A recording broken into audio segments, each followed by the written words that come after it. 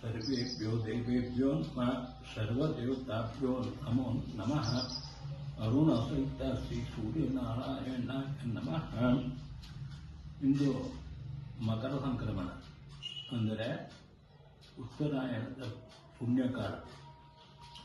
ಸ್ವರ್ಗದ ಭಾಗವತಗಿರತಕ್ಕ ತೆರೆಯುವಂತಹ ಶುಭ ದಿನ.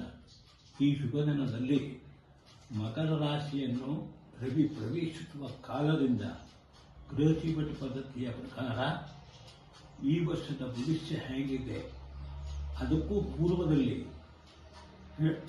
ನಾನು ಎಲ್ಲ ಸರ್ವಾನು ದೇವತೆಗಳಿಗೂ ವಂದಿಸ್ತಾ, ಪೂಜ್ಯರಿಗೂ ನಾನು ವಂದನೆ ಮಾಡ್ತಾ, ತಮ್ಮೆಲ್ಲರ ಶುಭಾಶೀರ್ವಾದವನ್ನು ನಾನು ಕೋರ್ತಾ, ನಾನು ನನ್ನ ಶಿಷ್ಯಬಂಧರಿಗೆ ಈ ಸಂಕ್ರಾಂತಿಯ ಶುಭಾಶಯವನ್ನು ಹಾರೈಸುತ್ತೇನೆ ಮತ್ತು ಭವಿಷ್ಯವನ್ನು ಸ್ವಲ್ಪ ಮಟ್ಟಿಗೆ ಹೇಳುತ್ತೇನೆ. ಈ ಕೃಷಿ ಪದ್ಧತಿಯಲ್ಲಿ ಇವತ್ತು ಮಂಗಳವಾರ ದಿವಸ ಆಗಿರುವುದರಿಂದ ಪೂರಾಶಾಸ್ತ್ರದ ಪ್ರಕಾರ ವಾರಕ್ಕೆ ತಕ್ಕಂತೆ ಗ್ರಹಗಳ ರಾಶಿಗಳ ಅಧಿಪತ್ಯಕ್ಕೆ ಬದಲಾವಣೆ ಆಗ್ತದೆ.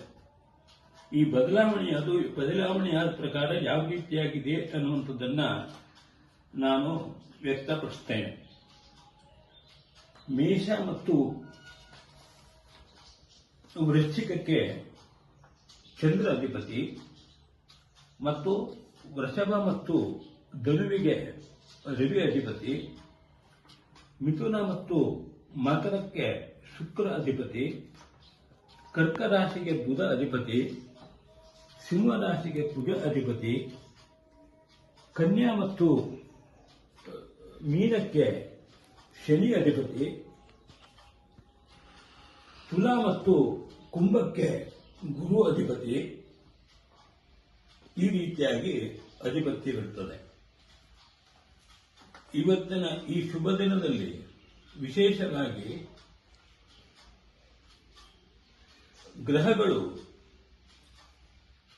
ಕುಂಭರಾಶಿಯಲ್ಲಿ ಚಂದ್ರಕುಟ ಯೋಗ ಅಂದರೆ ಶಶಿಮಂಗಲ ಯೋಗ, ಅದೇ ರೀತಿಯಾಗಿ ಧನು ರಾಶಿಯಲ್ಲಿ ಗುರು ರಾಹು ಯೋಗ, ಕನ್ಯಾ ರಾಶಿಯಲ್ಲಿ ಲಗ್ನ ಶುಕ್ರ ಶನಿ ಯೋಗ, ಸಿಂಹದಲ್ಲಿ ರವಿ, ಕರ್ಕದಲ್ಲಿ ಬುಧ, ಮೀನದಲ್ಲಿ ಕೇತು ಇರ್ತಾರೆ. ಈ ಗ್ರಹಗಳ ಸ್ಥಿತಿಯ ಪ್ರಕಾರ ಇವತ್ತಿನ ಶುಭ ದಿನದಲ್ಲಿ ಶುಭ ಆಗ್ತದೆ ಅನ್ನುವಂತಹ ಒಂದು ವ್ಯಕ್ತವಾಗ್ತದೆ. ಇನ್ನು ಮುಂದಿನ ಸಂಕ್ರಾಂತಿಯ ಒಳಗೆ 2025 ಮಾರ್ಚ್ 30ನೇ ತಾರೀಕು ಶನಿಗ್ರಹ ಬದಲಾವಣೆಯಾಗ್ತಾನೆ. ಅದರ ನಂತರ 4/4/2025 ರಾಹುಕೇತುಗಳು ಬದಲಾವಣೆಯಾಗ್ತಾರೆ. 9/5/2025 ಗುರು ಬದಲಾವಣೆಯಾಗ್ತಾನೆ. ಈ ಬದಲಾವಣೆ ಆಗುವ ಸ್ಥಿತಿಯಲ್ಲಿ ಎಲ್ಲ ದೀರ್ಘಕಾಲದವರೆಗೆ ಇರತಕ್ಕಂತಹ ಗ್ರಹಗಳು ಬದಲಾವಣೆ ಆಗುವುದರಿಂದ ಮುಂದಿನ ಒಂದು ಭವಿಷ್ಯ ಅನ್ನುವಂಥದ್ದು ಉತ್ತರೋತ್ತರವಾಗಿ ಸುಖಮಯವಾಗುತ್ತದೆ ಅನ್ನುವಂಥದ್ದು ಈ ಒಂದು ಕಾಲದ ಪ್ರಕಾರ. ಇನ್ನು ಶ್ರೀ ನರೇಂದ್ರ ಮೋದಿಯವರ ಜಾತಕದ ಪ್ರಕಾರ